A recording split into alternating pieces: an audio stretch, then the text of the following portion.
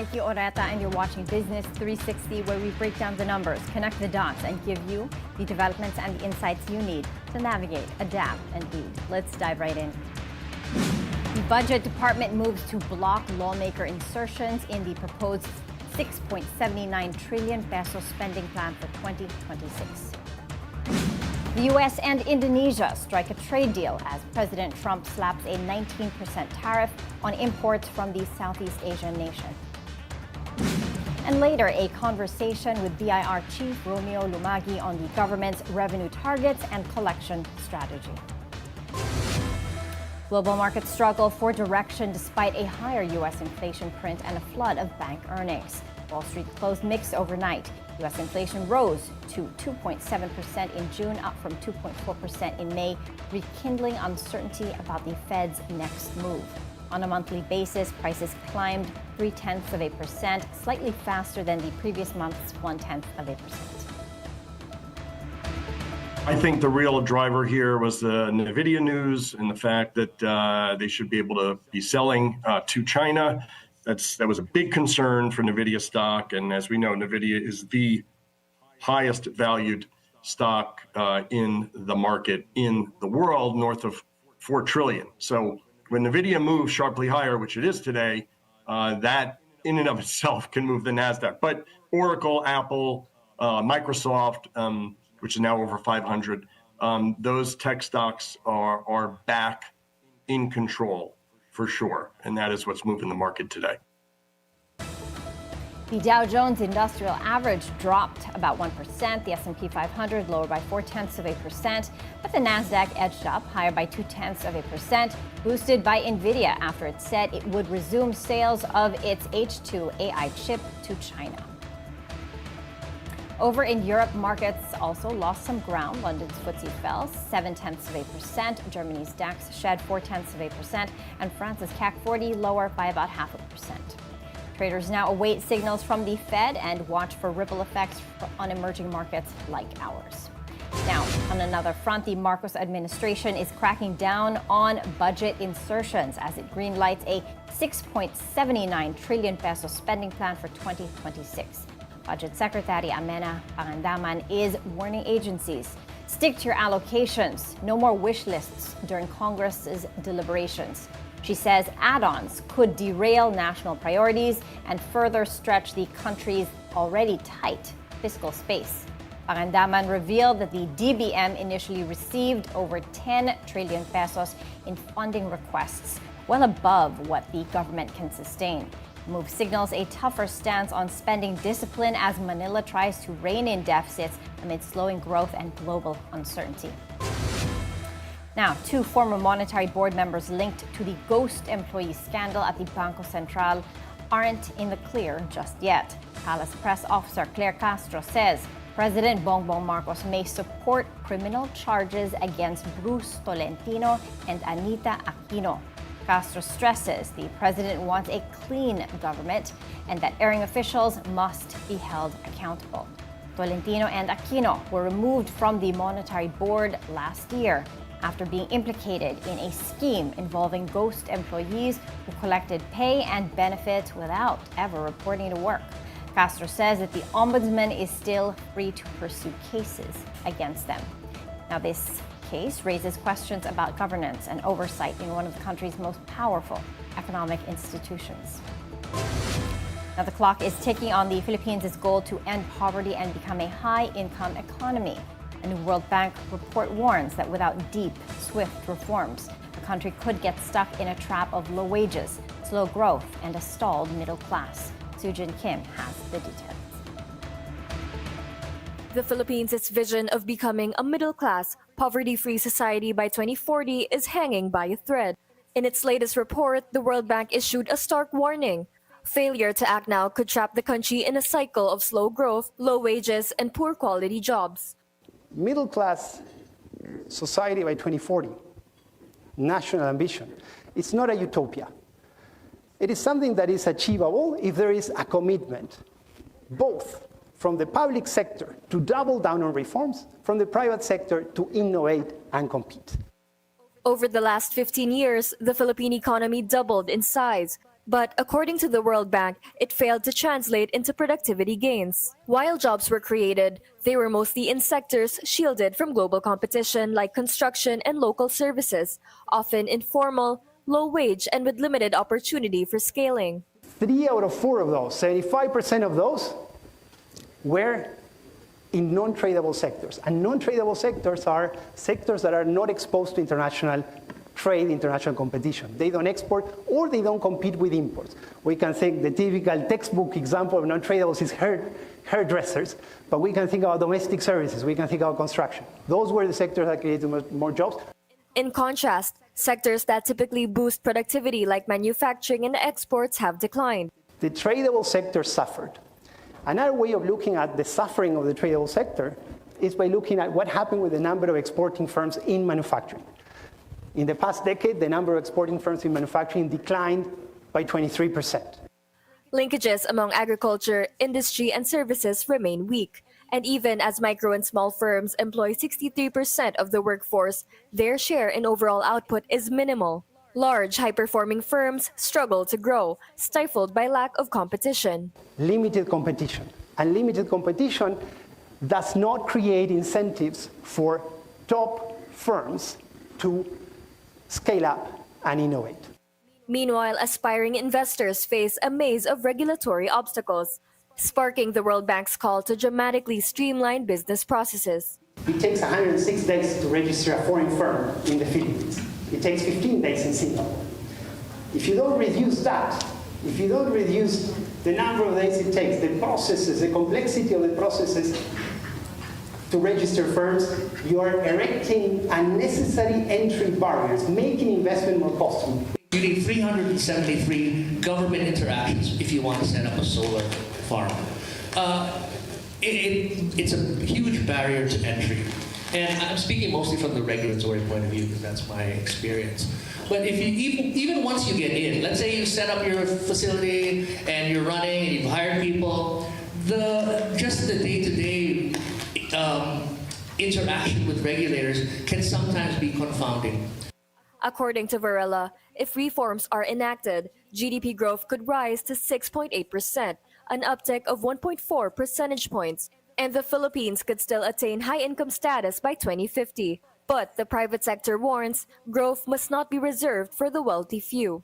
It has to be growth that benefits not just the top, but also the middle segments of our country. And that's a challenge because that's going to take reforms.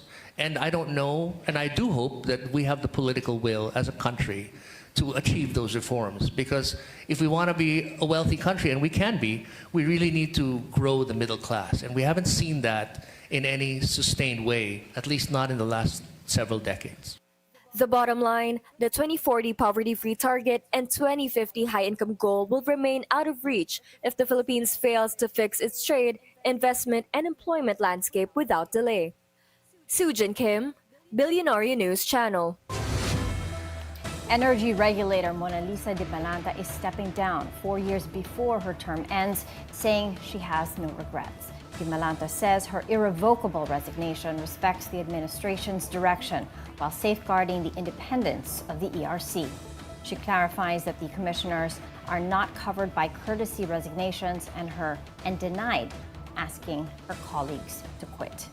Energy Secretary Sharon Garin is now urging Malacanang to immediately appoint a replacement. With 2 other commissioners having also stepped down, the ERC can no longer form a quorum.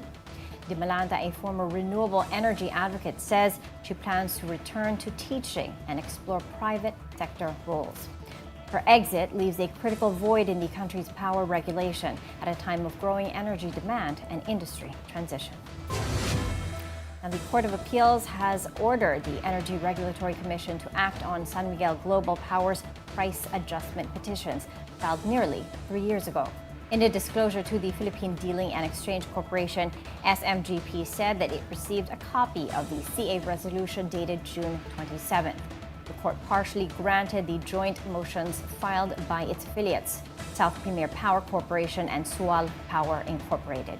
The court also directed the ERC to submit proof of compliance within 30 days of receipt. The ruling marks a legal turning point in San Miguel's long-running push for price relief amid a broader debate on power costs, supply security, and regulatory accountability. We're taking a quick break. Please stay with us as we dive deep into the numbers and the narratives that matter most to your bottom line.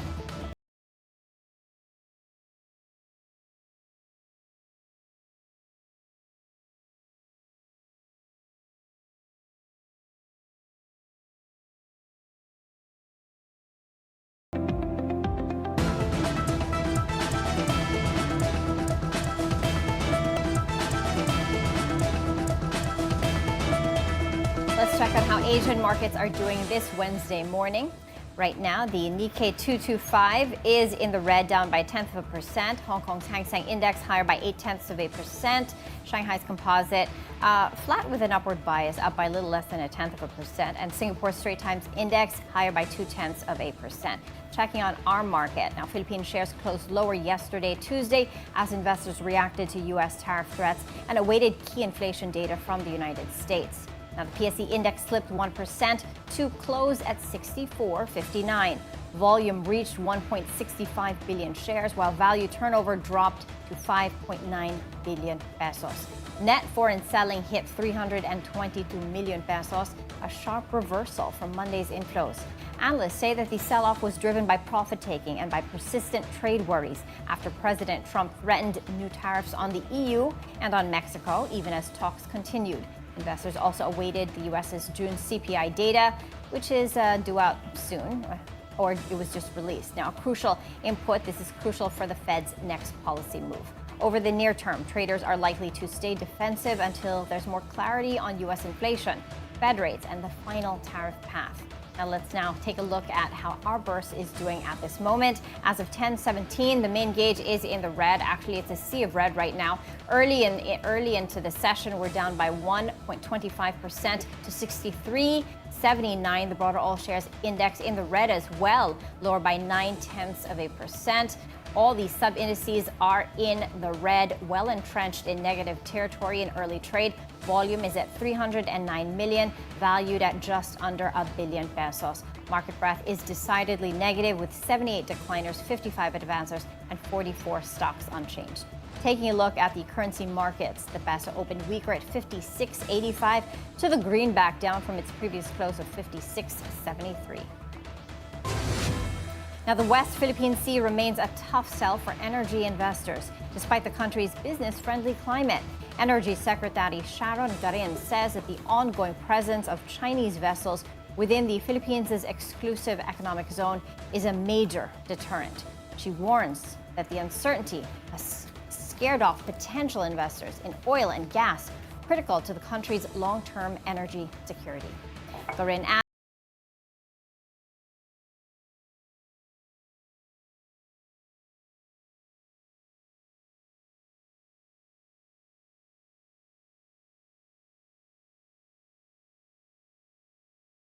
with implications for supply, sovereignty, and strategic investments.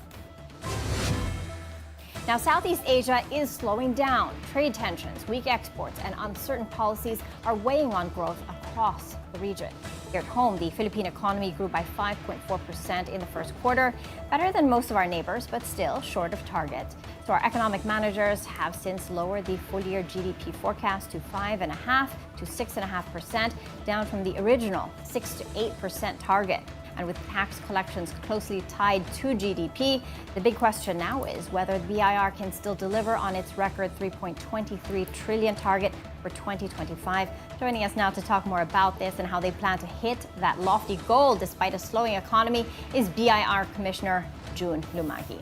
Hi, June, and welcome to Business 360. Thank you. Thank you for having me, and thank you for the opportunity to explain to our taxpayers and the public what's been going so on. much information to get from you, June. Let's talk about holding the line in a cooling economy. The BIR's revenue targets are tied to GDP, but with GDP forecasts trimmed, is this revenue goal still realistic? Well, as of now, again, the formula for formulating the collection target is really partly based on the economic performance of the country. And again, when the 3.23 trillion was formulated last year, it was on the assumption that the GDP would perform by more than 6%, Right. and the current GDP is lower than that. So, of course, there will be difficulties, but we are doing our best that despite all these despite the performance of the economy, we will still be able to achieve our collection target. Yeah, the assumptions have changed since you enacted on that formula. How was the first half for the BIR? For You the had a first half, 1.5 trillion target for the first half. yes, around more or less 1.5 trillion.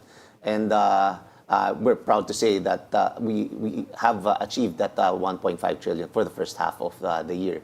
So the BIR's performance is really doing well for the first semester. Okay, earlier off camera, you said that you not just hit that target, you went over it a bit.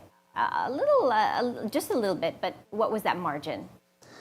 Around maybe a 0.5% over target. Okay, what does that say about where we are and where we're headed as we, really get into the second half of the year? It says that the BIR is right on track, that we're doing the right, we're going the right path, and what we're doing is good. I mean, we just have to continue and improve on a lot of on certain things. Yeah, it's a positive signal that you can hit the revenue targets despite all the geopolitical risks and all the uncertainty coming from overseas. Now, what are the sectors that are doing the best, and what are the sectors that are having a hard time in this environment? For the sectors, we have in terms of growth rate, the Yeah. percentage, we're looking at the arts, entertainment, and recreation. It's doing well. In terms of percentage increase compared with the performance of last year. We're also looking at administrative and support services. It also is performing well for this year in terms of percentage increase in collections. Activities of household as employers, all these things, it grew by around double or 100% increase. But in terms of absolute numbers, we've seen a huge increase in manufacturing and information and communication industry. But in terms of taxpayer segment, it's good that we're seeing a growth in small taxpayers. And by small taxpayers, we mean having gross revenues from at least 3 million to 20 million pesos. So we've seen increase in by more than 80% tax collection from this taxpayer segment. Yeah, fantastic. Okay, zooming out, that 3.23, that lofty record high target, you're still on track to hit it and not looking to recalibrate that anytime soon. In terms of recalibration, I think there might be a recalibration of the goal, again, considering that the assumption is not going to happen. So if we use the formula for arriving at the right collection target, that it should be recalibrated. But again, there's no final figure yet. Okay, when might that final figure come out? When might that recalibration take place? Maybe around the third quarter. Third quarter. Okay, we'll have to check back with you Yes. with that on that then. So the second half is make or break for the BIR. What are the headwinds this second half of the year? What are the hurdles that you need to overcome? What are the challenges that the BIR faces as we head into this last stretch of the year? Of course, what's good about now is that we have that momentum again, because the performance is doing good. So we just have to maintain again what we're doing. Be aggressive on the tax enforcement. Go really hard on those evading taxes and help the taxpayers to comply, because that's really the key, that we have to make it easier for the taxpayers to comply with their tax obligations. So the challenge is, again, reaching out to the taxpayers, and we've been doing that, and we are ready to extend even our operating hours, just like what happened for the deadline in the estate tax amnesty. I mean, our offices were open until midnight just to accommodate all the last-minute applicants for the amnesty. Of course, for revenue to come in, right? Another way to help our collections and to help taxpayers is modernization. At this day and age, how much of the BIR's payments are now digital? Approximately around 90% of the payments are now online. We've been ramping up all these e-services so that people will not have to go to our offices and go to the banks or all those things. So you can do it online. And especially our e-lounges, that's what we're really proud of right now. That last year, we have instructed all the district offices to have e-lounges. That would be complete with internet, printers, and everything. So a dedicated examiner will be there to guide and assist the taxpayers. Yeah. As digital adoption gains more traction, what's next for the BIR? How far are we away from real-time audits? What's next is we have a lot of projects to further improve our systems. One important project is the electronic invoicing, because it's a real-time communication between the seller and the buyer and the BIR. So every time a business issues an invoice, it goes directly to our system and goes directly to the customer. So in that sense, we have a real-time, or what we can see, the transactions of the taxpayer. So we're trying to complete that as soon as possible, and also improve the online registration. We have this online registration and update system where you can register your business, or you can get a digital TIN ID in that system. But we're improving that further to include closure and also the taxpayer ledger portal. All right. What are you looking forward to this second half?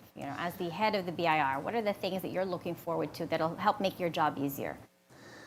Well, more cooperation with the taxpayers. We created that multi-sectoral partnership agreement. So I expect that it will still continue, and a lot more collaboration between the private sector and us, so that BIR cannot do this alone. It really needs the help of the taxpayers and commitment of the taxpayers to really pay the correct taxes. Yeah, correct. Speaking of taxpayers, you've gone after vape sellers, POGOs, influencers, m-commerce, mobile commerce. What's your strategy? How do you know which sectors to do it? How do you do it fairly? How do you do it broad-based? How do you know who to take a look at?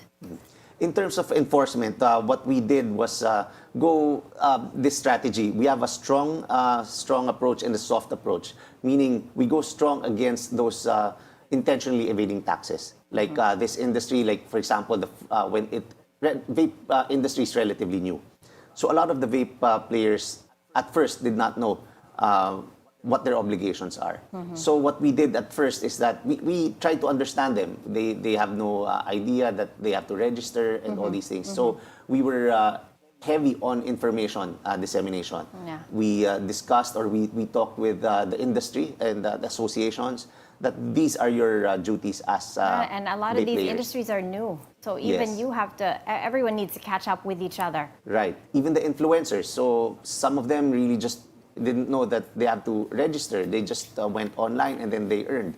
But so what we did was just soft approach, kept on reminding them, and we go hard once that we've already done our part in information dissemination, and they still do not comply. Then that's the time that we go hard. And those involved in fraudulent activities like the ghost receipts or fake receipts, we've been very hard against them from the very beginning. All right. Who's the biggest taxpayer in the entertainment industry, if you can say? Well, during the last tax campaign in February, we gave a lot of awards to showbiz personalities.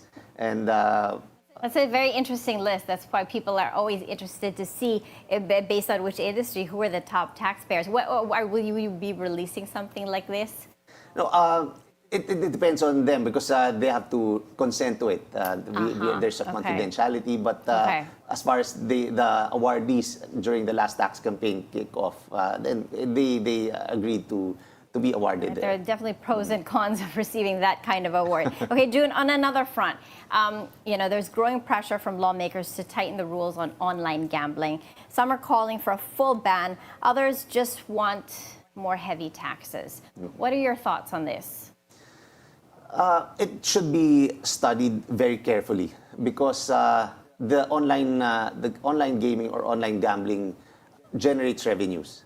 So we have to balance between regulating or even prohibiting versus the collections that it generate for the country.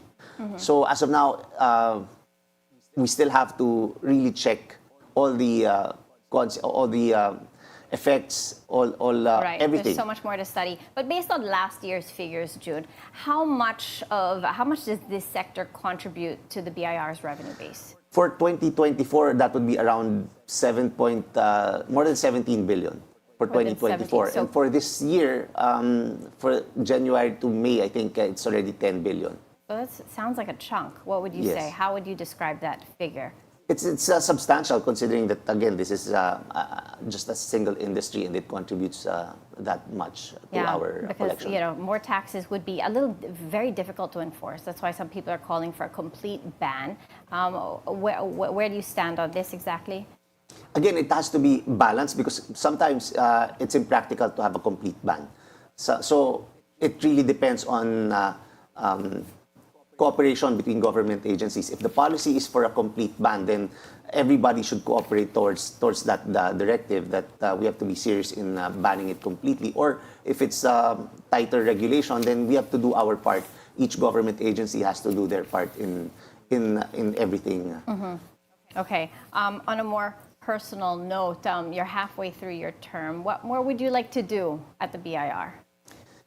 I think, You've already done a further, lot. yes. To give credit to you, you hit targets that no one has hit in 20 years. So kudos to you. What more would you like to do, June? I think one is very important to me is the digital transformation. There's still there are a lot to improve on the digital transformation, to make it more seamless and to streamline a lot of processes because it's ongoing. The digital transformation is ongoing, but the complete everything will be finished by 2028. That's a target.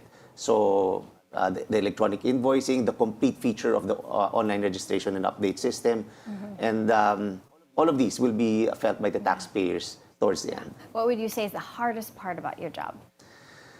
The hardest part is convincing the public to pay taxes correctly. You know that taxes is really negative from the beginning because you're parting with your hard-earned money and to pay the government. But ultimately, it's convincing them that this is an act of patriotism. This is an act of love of country, and that we have to do our fair share in helping the government so that the government can do its part in growing the economy and also helping our citizens and fellow Have you Filipinos. thought of what your next chapter might look like, June, after this successful, very interesting stint at the BIR, where you've hit really sky-high targets, and in a year of slow growth, you're on track to perhaps even hitting this year's lofty target. Have you thought of what might be next for you? To be honest, I haven't. There are a lot of different options, but I don't like to think about it as of now because just want to focus on improving the BIR and making sure that we achieve our targets, whether it be digital transformation and whether it be the collection target. Okay, and for all those, everybody has something to grow in business, right? Targets to hit. What advice can you give them on, you have trillion peso targets. You've got it, the pressure is on. How do you handle it, and what advice can you give to other entrepreneurs and businessmen out there that face really tough challenges and really high targets as well? How are you doing it, and what advice can you give them? Well, the advice that I could give them is just stay focused. Do everything, do the right thing. So as long as you do the right thing and you remain focused despite all the distractions, despite everything, remain focused on the goal and making sure that you do everything in order to achieve that goal, then I think you'll be on track. And you've got the vigor too. Thank you so much for your time, BIR Commissioner June Lumagui. Thank you very much as well. All right, we're taking a short break. Business 360. We'll be right back.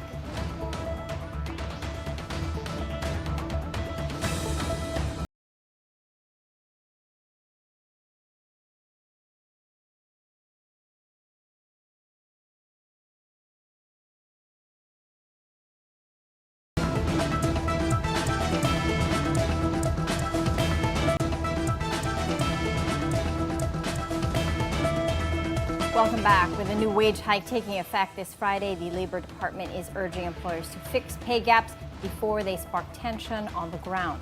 Labor Secretary Bienvenido Laguesma warns companies to address wage distortions or risk demoralizing higher paid employees and fueling internal unrest. He advises firms to work with regional wage boards to adjust salary structures fairly and to avoid legal or labor headaches. Starting July 18th, the daily minimum wage in Metro Manila will rise to 695 pesos for non-agriculture workers and 658 pesos for those in agriculture and small service sectors. The call highlights a wider challenge for businesses striking the right balance between compliance, morale, and cost management. Now, the Agriculture Department says its suspension of import clearances for mackerel and scad is temporary and aimed at fixing trade gaps, not creating shortages. The move follows reports that some importers misdeclared or diverted shipments, disrupting efforts to keep supply stable and prices affordable. Agriculture Secretary Francisco Tu Laurel Jr. says that the ban will be lifted once the government completes its review of import rules and compliance systems. He adds that the DA's broader import program, which runs through July, continues for other fish products to help ease supply gaps. The situation underscores ongoing challenges in balancing food security, price stability, and trade enforcement. Now, the Land Transportation Office has suspended the license of an in-drive driver for 90 days after a violent confrontation with passengers. The driver allegedly tried to stab his passengers and force them out of the vehicle after arguing over directions. He reportedly didn't know how to get to their destination. The LTO has summoned both the driver and the registered vehicle owner. InDrive, a Russia-based ride-hailing platform that operates in the Philippines, allows passengers and drivers to negotiate fares, unlike fixed pricing apps like Grab. Transportation Secretary Vince Dizon says commuter safety is non-negotiable. Nung nakita namin yung video ng TNVS driver, immediately pinasuspindi natin kagad yon. And then pinashowcase natin yung TNVS. Okay, di ba? So, again, ulit-ulitin ko pagka merong na-report sa amin, na-verify namin na totoo, suspendido kagad yung driver, showcause kagad, or depende sa gravity ng insidente, suspendido din yung operator. So, kung hindi pa sila magtinutino dahil dito, ewan ko na lang. The incident sparks new scrutiny on ride-hailing apps and driver oversight as competition in the transportation tech sector heats up. On another front, PDP Laban is urging the Senate to dismiss the impeachment trial of Vice President Sara Duterte, calling it unconstitutional. Party spokesperson Attorney Ferdinand Topacio argues that the Senate has no jurisdiction and should strike down the case before it even goes to trial. But public opinion says otherwise. An SWS survey shows 66% of Filipinos want the Vice President to stand trial to answer the allegations formally. Senator Raffy Tulfo agrees, saying an actual trial would be in VP Sara's best interest. If the case is dismissed outright, she says, how can she prove her innocence to the people? Ayoko ma-dismiss. Gusto ko talaga magkaroon ng trial para ma-prove niya sa kanyang sarili yung kanyang sinasabing innocent siya. Give her a chance. Give her the day in court. Kasi kung ma-dismiss lang, so paano na yung mga allegations against her? Maraming mga allegations di ba? O, paano niyo mapuprove yun? Paano niyo masasabi sa taong bayan na inosente siya, na lahat yan ay puro katang-isip lamang kung hindi tayo magkaroon ng trial? The call sets up a potential clash between legal arguments and public sentiment as the impeachment court prepares to intervene. We're taking a quick break. Business 360 will be right back.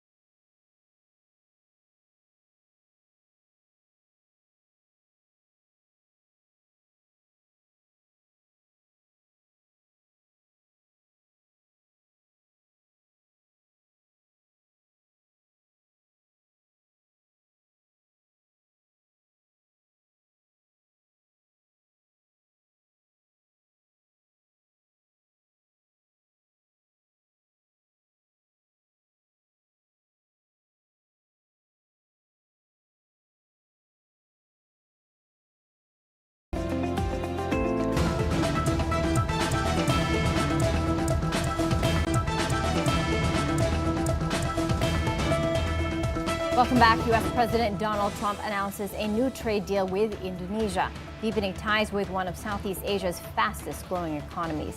Total trade between the U.S. and Indonesia reached just under $40 billion in 2024. Not enough to crack America's top 15 trading partners, but the trend is rising.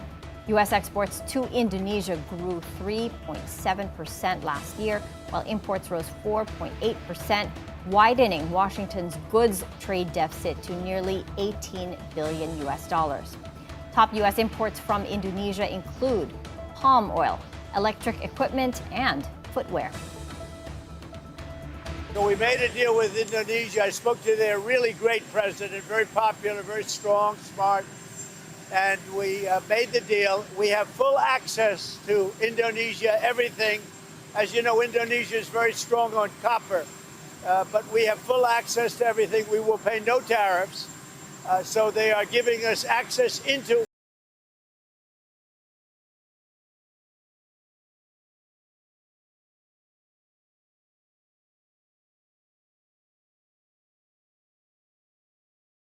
I think it's a good deal for both parties. The deal signals Washington's deepening focus on ASEAN markets with potential ripple effects for regional supply chains, including the Philippines. Now, in the U.S. on the West Coast, Los Angeles Mayor Karen Bass is calling the partial withdrawal of National Guard troops a victory following weeks of unrest sparked by controversial immigration raids. I am here to say that we've had an important victory.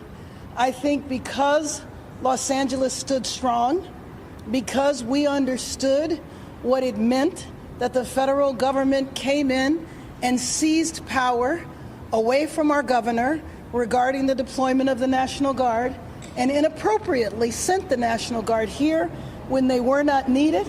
The administration has finally understood that they need to withdraw the troops.